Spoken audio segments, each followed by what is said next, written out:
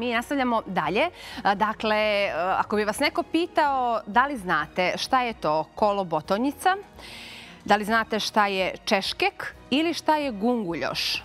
Prvo, ne znam da li bi se znali, a onda i da li bi vam asocijacije na ove termine u stvari bile u pravcu gastronomije, hrane, delikatesa koje najčešće možemo jesti na sjeveru Crne Gore. U narednim minutima pričamo o fenomenalnoj recepturi, fenomenalnih dama koje čuvaju nasljeđe, tradiciju i čuvaju od zaborava u stvari sve ono što su ruke naših baka, prabaka i nekih žena koje su podarile život u stvari onima koji su ga dali nama. U narednim minutima razgovaramo sa Jelenom Krivčević, koja je direktorica regionalne razvojne agencije za Komove, Bjelasicu i Prokletije. Na ovu temu, dakle, riječ je o gorskoj trpezi. Dobar dan, dobrodošli. Dobar dan, bolje vas našli. Uvijek nam dođete sa lijepim povodom i uvijek uspijete da se priče koje stvarate u stvari izdvajaju od onih uobičajenih, tako da zaista sjajan posao radite. Gorska trpeza je nešto što nije novijeg datuma, ali ovih dana je zaista vrlo, vrlo aktuelno. Ali hajde prije toga ćete nam dati odgovore na pitanja šta je kolobotonjica. Kolobotnjica je naziv za kukuruzni hljeb. Nastao je tako što su ljudi kukuruz prepoznavali po Kolumbu koji ga je i donio u Evropu, pa je taj od Kolumba žito preraslo u kukuruzni hljeb ili kolobotnjica. Tako je nastao naziv. Češkek? Češkek je jedno pljevaljsko jelo koje se sprema sa pirinčem i sa telećim mesom.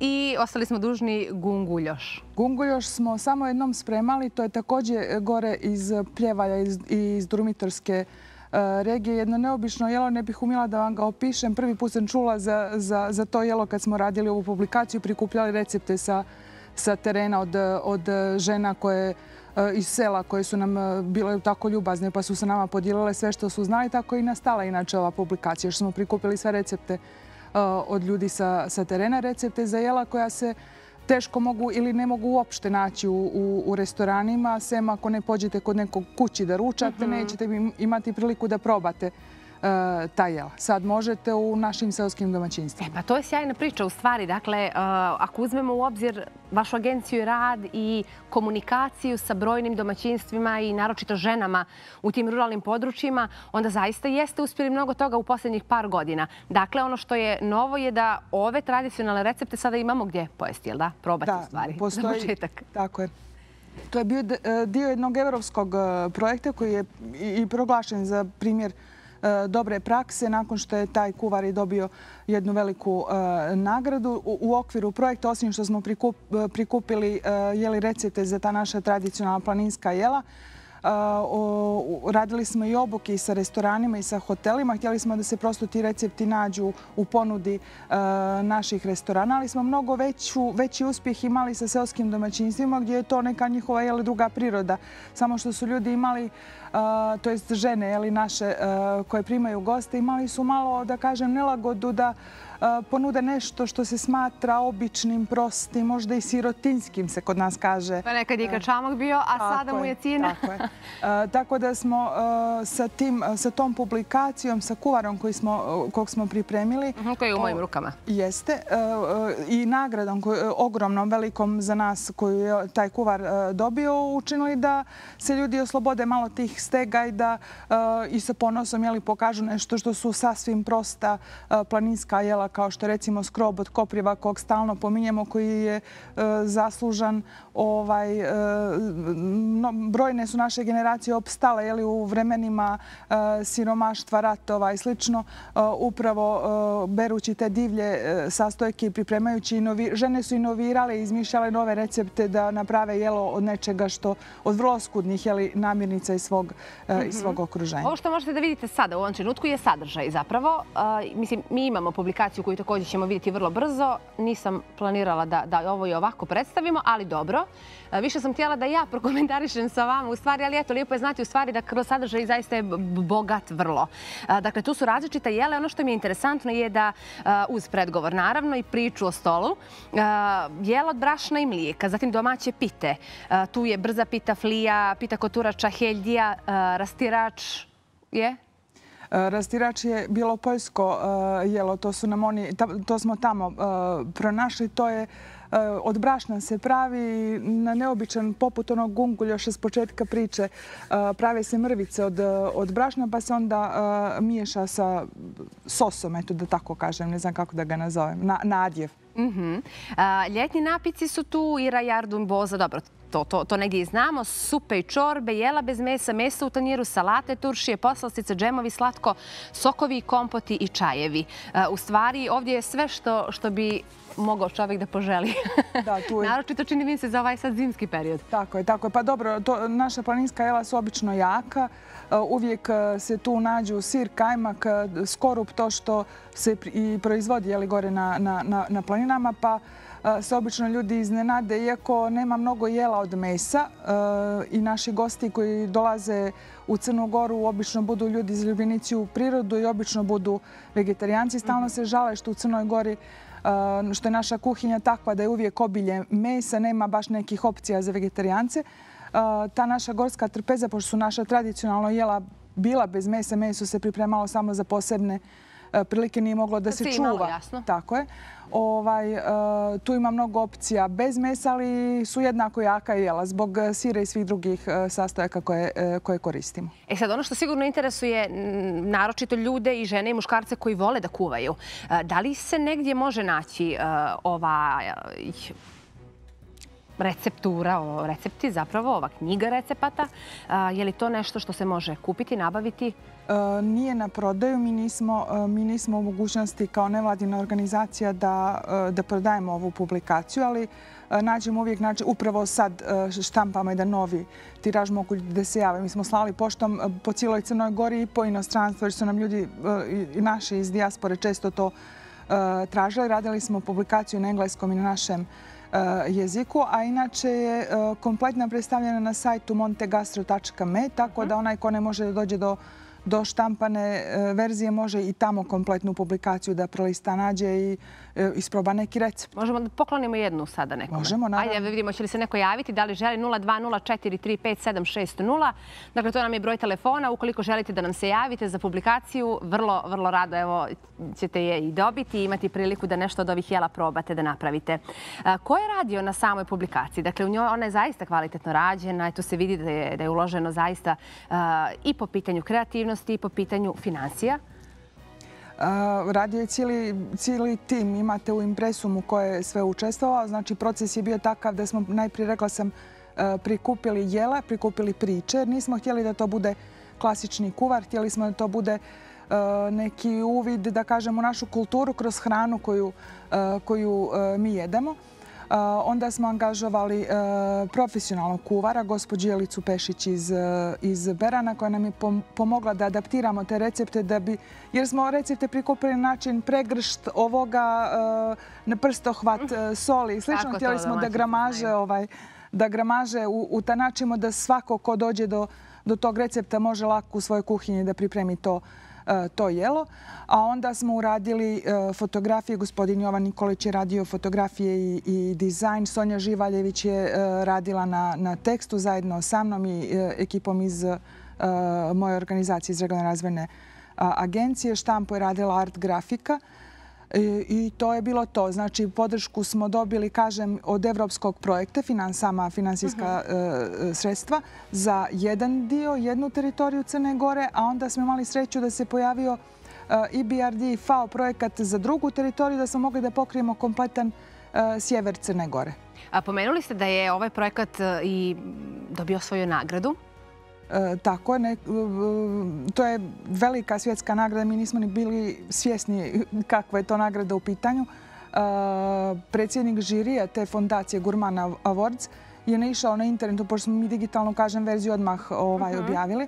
On je na to naišao na internetu i poslao nam je mail i rekao nam da proslijedimo štampanu verziju kako bismo kandidovali. Ja stvarno nisam vjerovala, niko od nas nije vjerovao. Mislili smo da je neki spam u pitanju, ali smo rekli ajde da pošaljemo tu publikaciju. 20 € košta poštarina, nećemo puno da izgubimo. I mi to pošaljemo, oni nam se jave da smo ušli u uži krug. Kroz par mjeseci nas obavijeste da smo dobili i to 2 nagrade, jednu prvo mjesto u kategoriji gastroturizam i drugo mjesto u kategoriji najbolji među najboljima. Ja sam tog gospodina u Parizu srela i pitala ga ko nas je nominovao jer nismo imali nikakvu predstavu. On mi je objasnio da je on sam nabasao na tu našu publikaciju sasvim slučajno. Toliko godina se time bavi, lako može da prepozna šta je kvalitetno, šta nije. Imao je samo riječi hvale jer je rekao da nismo radili na način kako se one inače rade u tom gastro svijetu, da smo je radili po svom nahođenju, da kažem kako smo mi osjećali da to treba da bude urađeno i da je to ono što je nju u stvari izdvojilo od ostalih, učinilo je drugačijom i rekao je da je poželio da obiđe, nije nikad bio u Crnoj Gori, da je čitajući nju poželio da dođe kod nas. Tako da mi sad kroz tu njihovu grupaciju, to su velika imena u gastronomiji u svijetu, imamo mnogo interesovanja za našu gorsku trpezu, pa evo sad planiramo za narednu godinu sa jednim čuvenim francuskim šefom koji planira da dođe sa svojom TV ekipom da pravi seriju emisija iz Crne Gore na temu naših tradicionalnih jela. Tako da se ta priča nekako ne završava. Nema kraja u stvari. Da, stalno se nešto dešava. Dodaje. 0204355760 je broj telefona. Ja se nadam da je linija slobodna i da možemo nekoga čuti. Dakle, ukoliko želite da osvojite, da dobijete na poklon ovaj jedan gastro kuvar, gastro trpezu sa domaćim tradicionalnim jelima sa severa Crne Gore, vrlo rado ćemo je dakle i podijeliti. A ono što nekako ide uz vas i vaš rad jeste podstrek, jeste trud sa brojnim domaćicama, ženama koje žive na sjeveru Crne Gore, koje su danas vrlo uspješne biznis žene. Imamo nekoga na vezi, je li tako? Halo? Dobar dan.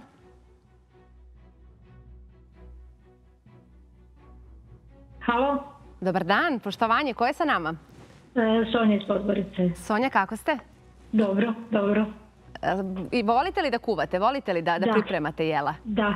Koliko vama zvuče poznato ovi neki nazivi koje smo prokomentarisale?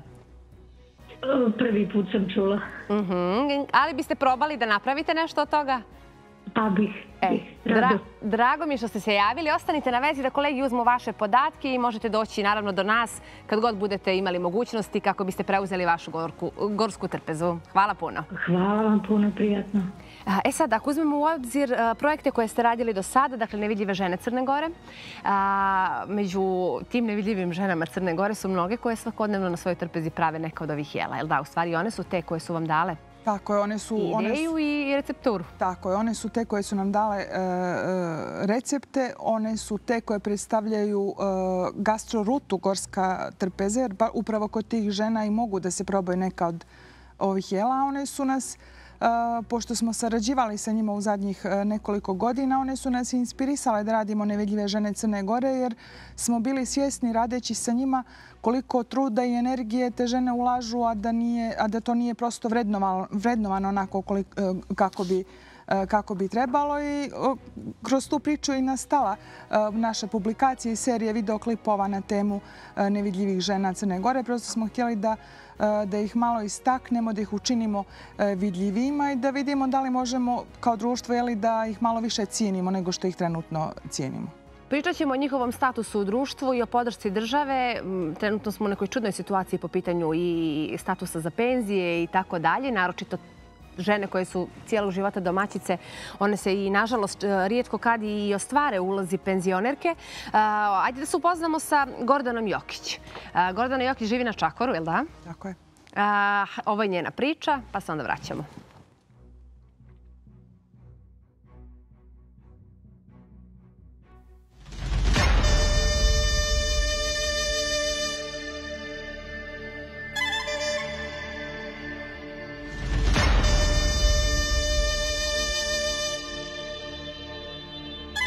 Ja sam Gordana Jokić. Ja sam iz sela Škulara. Rođena Lekić. Dolazim u Jokiće. Udata sam 92. Poljoprivredom se bavim od kako sam rođena. Udala sam se u 18. godini. A prije moje udaje puno je ljepši djevoječki život, no kad se udaš, Onda te obaveza čeka 101. Prvo mlada si, pa poslije te čekaju obaveze djeca, pa domovinu mora da poštuješ. Sve ti je to nije kao ove današnje. Odmah da ti kaže, da te ne laže. Samo 4 razreda. Ništa više. Mene je majka vaspitavala da sam dobra domaćica, da sam dobra djevojka, pa da sam dobra žena, pa sad ja isto tako vaspitavam moju djecu. Imam 5 djevojaka, 2 sina i ja sam moje djevojke isto, kao mene moje majka što je vaspitavala, ja sam se trudila da ja moje djevojke vaspitavam. Da su dobre domaćice, da su dobre majke, imam 4 su se udale, 1 je na fakultet, one sve imaju djecu. Imam 10 unučadi i 2 na putu.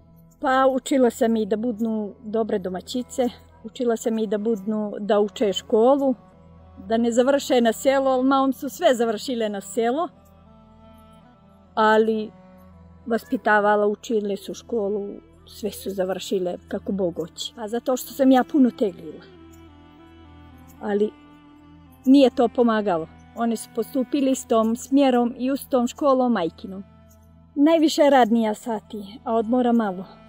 Ujutru nekad od 5, nekad od 6 pa do 12. Pola 1, sve zavisi kako kad. Ništa nijesam naslijedila niti u dom, niti u rod. Tako su naši stari, nijesu davali od divama, a sad ni u dom ne može žene da se pitaju. Nijesam imala nikakav posao, bavila sam se ovako poljoprivredom, brala borovnicu, pečurku, sad se bavim turizmom. Tako zarađujem po neki dinar i pada mi fin dinar. Tako da nijesam baš ništa, niđa radila. Sve se računalo da je porodični prihod. Najmanje moj, a najviše sam ti tu ulagala ja. Pa seoskim turizmom, prvo da te ne lažem, prvo sam mislila da nije to baš kako se je pričalo, a u stvari došli su 2-3 te se moje ubijedili, ali dobro je bilo i onda mi se isplatilo sve. Znači, preporučila bi svijema što se ja bavim da se bave i svi ostali. Da nije džabe trud, nego je baš fina para pada. Ko umije da radi. Pa svi su mislili da neće biti tu nešto, neki prihod, ali kad su počelo se i kad je počelo da se, onda su shvatili da tu može da se radi. Onda su sad me svi podržavaju, a od prve me niko nije podržavao. Porodični, moj neno porodični. A nije mi zato što stalno sam živjela na selo, imala sam stalno goste, velika porodica je bila, znala sam da sretam, da spremam. Ja sam od mog 4. razreda počela da spremam hranu. I tako da nije mi bilo nikakva smjernica. A dosta je promijenio. Fino, ja od 30. maja pa do 30. oktobra naleti po neko fino je. Fino dođe po neko, popričaš, nekad stranac, nekad, ali fino je. Imaju djeca, planove imaju. Imam i ćerka najmlađa, ona će se baviti turizmom. Voljela bi, ona je na selu, ima 2 djece, ima muža, ma porodica je fina.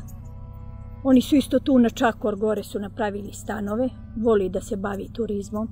A ima i tu dosta njih, ovih mladih koji bi voljeli da se bave turizmom. Imam tu jednu jetrvu, ona je mlađa od mene, a i ona je krenula evo 2 godine da se bavi turizmom.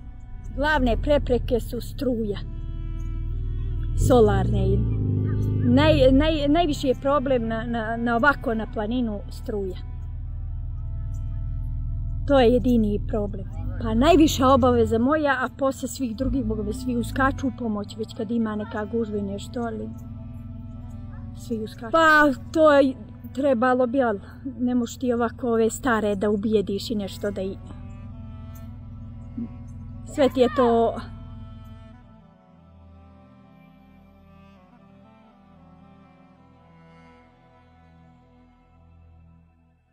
Eto, različite životne priče i sigurno da ovakvi razgovori u stvari moraju vas asocirati na nekoga koga ste znali ili koga znate.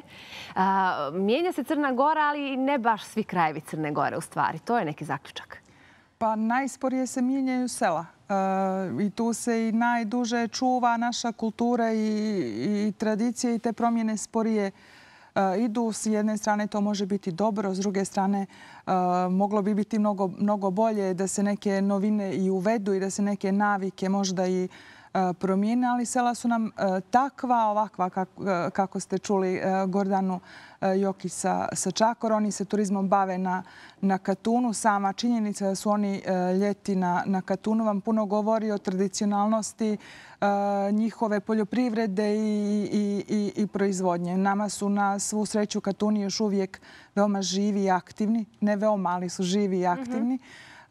Premda imamo svake godine sve manje ljudi koji izdižu sa stokom na planinu, ali mi smatramo da su Katuni naše najznačajnije kulturno nasleđe cijele Crne Gore i da oni su toliko autentični da gosti koji nam dođu sa strane, turisti koji dolaze i bivaju po planinama iz raznoraznih razloga, tako lijepo reaguju na Katune, toliko su impresionirani i oduševljeni odmah kad ne iđu na kolibu, na čobanina sa stadom. Odmah se vade kamere, odmah se slika. Uvijek vole da ostanu. Naša je tradicija takva da kad neko prolazi pored Katuna mora da svrati, da popije kafu, čašu rakije, da pojede, da proba sir i slično. Niko iz Katune ne smije da ode gladan i to su neke stvari koje su za turizam vrlo značajne i mi se jako trudimo da upravo Katune stavimo u centar te priče. Gordana Jokić koju smo upravo čuli, njihova porodica je jedna od prvih koja se upustila u te vode sa velikim podozrenjem i nevjericom da je to uopšte moguće, jer ljudi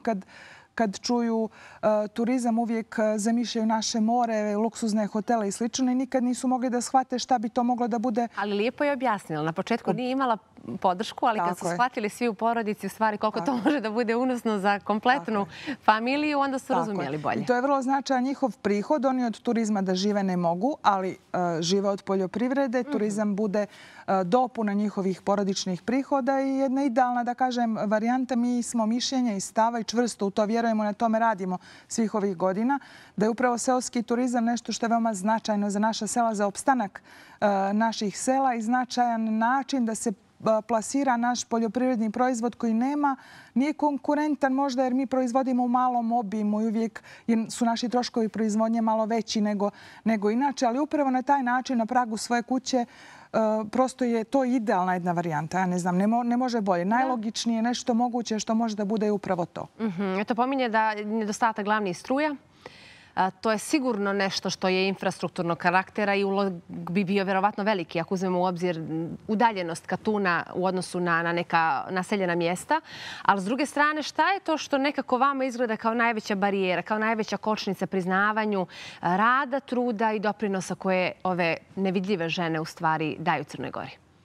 Pa ja, kao neko ko se bavi seoskim turizmom, a sve ovo o čemu pričamo nekako potpada u taj domen seoskog turizma, rekla bih da mi pomalo lutamo kao država strateški gledano, nikako ne možemo da nađemo. Nama je i uvijek nam pažnju jug odvuče i more, jer znam ja, tu su veliki obrti, tu je najveći promet i prihod cijeloj državi, ali ima neko ko se bavi nekom drugom vrstom turizma i nisu to isključivo ski centri, ski rezorti i velike priče. Ovakve priče kako smo upravo čuli od Gordane Jokić, ima ih još 10 koje smo izdvojili kao najbolje. Onda znači da postoje jedna baza koja je daleko veća od... A svakako možemo reći gledalcima, ukoliko žele da čuju priče tih žena, mogu na vašoj Facebook stranici vrlo lako da čuju i odgledaju. Tako, i možda nešto čuju novo, možda budu ohrabreni da se i sami upuste u te vode, jer to nam je u suštini bila namjera. Ovo su uspješni primjeri žena koje su počele možda ne vjerujući da išta od toga može biti. Sasvim lijepo rade, dobijaju nagrade, prepoznate su, knjige utisaka njihove su nešto što mislim da bi se svaki ministar turizma oduševio da to pročita, jer to je upravo ono što bismo trebali kao država, na što bismo trebali da budemo ponosni, jer kroz ova domaćinstva mi u potpunosti uronimo gosta u našu kulturu i u našu tradiciju, najbolji i najkvalitetniji proizvod i hranu koju imamo. Znači, tu se ne radi ni o kakvim industrijskim proizvodima. Sve je rukom, da kažem, uzgojeno uzgojeno i od njive do stola je prošlo vrlo kratak put. Često gosti sami učestvuju u tim aktivnostima i utisci su impresije nevjerovatni. To su trendovi, globalni su takvi.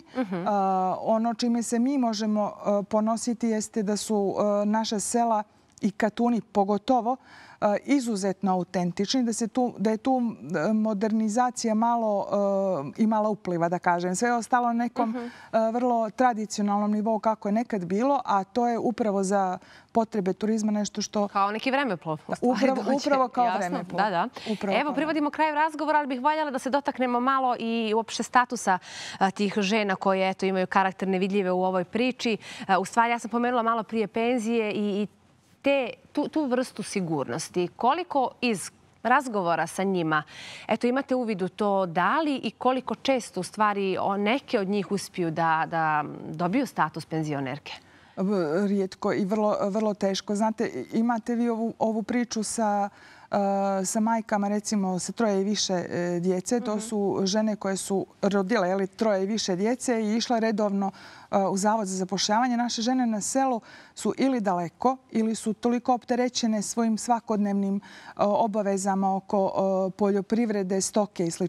da nisu ispuštale, prosto nisu išle redovno da se javljaju na zavod i ostale su, iako i taj možda kriterijum zadovoljavaju da imaju 3 i više djece, ostale su uskraćene za to socijalno davanje. To nije slučaj samo u Crnoj Gori. Mi smo, dok smo istraživali upravo radeći na ovoj publikaciji, shvatili da je to slična priča svuda i da je upravo zbog toga žena na selu jedna od socijalno gledano najugroženijih kategorija, jer su u starosti u velikom riziku od siromaštva. Jer oni u starosti, kad nemaju više snage da rade, onda nemaju još mnogo opcija. Zato mi često kad pođemo na selo vidimo bake koje imaju podosta godina, koje i dalje obrađuju zemlju i sade, jer je to njima način da...